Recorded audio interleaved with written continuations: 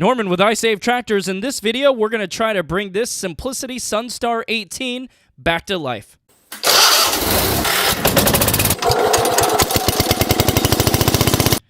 So this Simplicity Sunstar 18 I purchased for only $150.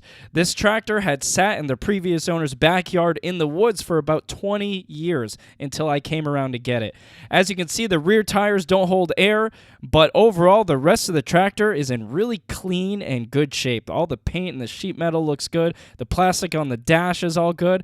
The rear end is a Peerless 2600 transaxle. Great rear end. A lot of garden tractors of this time period use this rear end as well. Very tough, stout component there. This is all run with a Kohler Magnum 18 horsepower engine with a solid-state ignition system. It's a 2-cylinder engine, and this tractor has under 1,000 hours. Let's put a battery in it, and let's see when we get it started.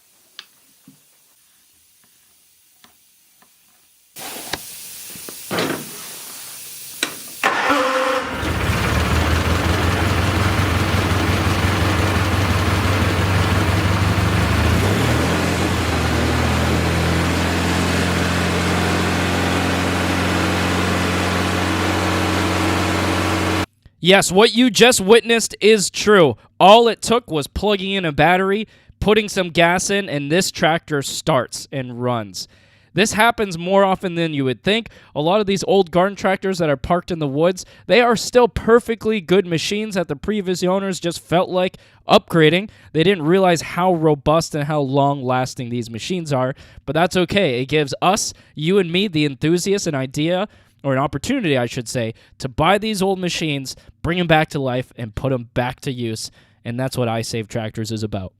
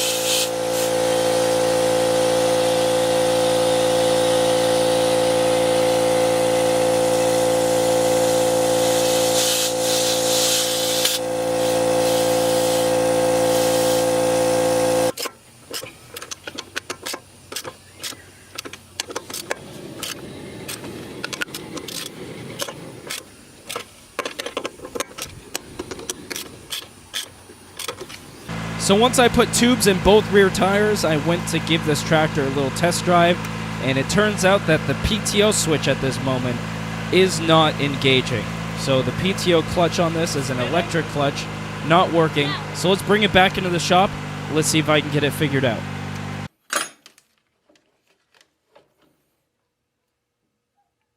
Here I am using a digital multimeter, getting it hooked up so I can test the voltage going in and out of the PTO switch. This is a really important diagnostic step. A lot of people, when they encounter electrical problems, they just throw their money at it, buy new components, new switches, when most of the time that is not needed. So here I am using a multimeter to figure out exactly what's going on before I proceed with repairing it.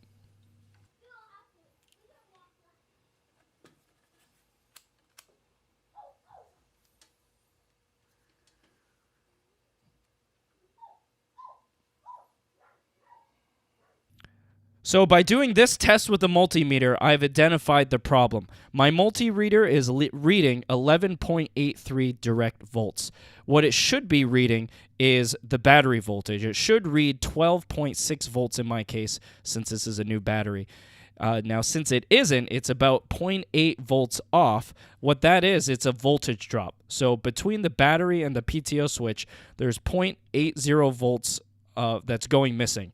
And the way this voltage gets dropped or lost in this case is through corrosion in the connection points. So the battery voltage is going from the battery to the key switch to the PTO switch. So my guess at this point is there's a lot of corrosion at the key switch, the harness, the PTO switch, and the harness. So let's get that all cleaned up, and let's see if we can get rid of this voltage drop.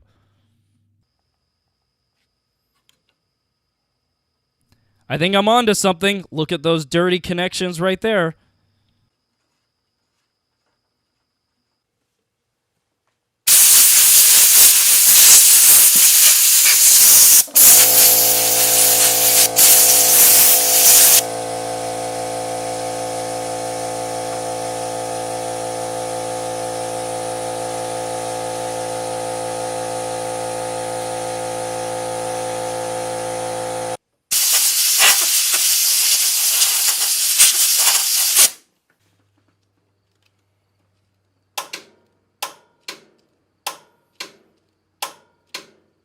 That clicking you just heard is the PTO clutch engaging.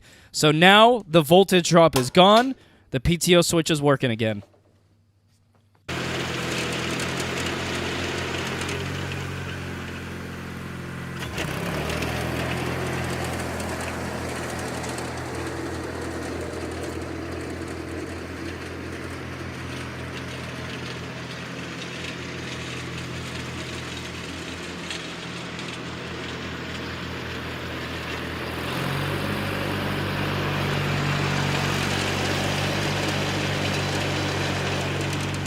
Hey, the machine mows, drives, and works well.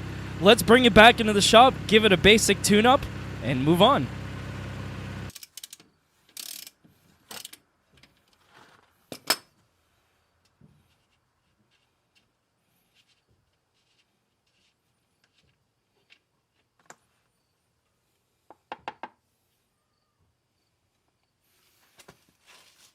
The cool thing about this tractor is the fill port for the automatic transmission fluid for the rear end is under the hood, so you don't have to use a separate fill tube, a long fill tube like other tractors. This makes it easy. A little tip, by the way, when you're putting in transmission fluid into the rear end of your tractor, it's always a good idea to just kind of unplug either the level port or a fill port or some kind of port to give kind of equal air pressure into the rear end. That'll make pouring the ATF fluid in much smoother. When oil starts coming out of the level port like here, you just plug that sight tube back in and you kind of watch where it goes. It should be an inch above the fitting is the proper oil level for this tractor. And as you can see, I plugged it in. It's about perfect. Now it's time to do the engine oil. Out it comes. Nice convenient little drain port up on the right side of the engine.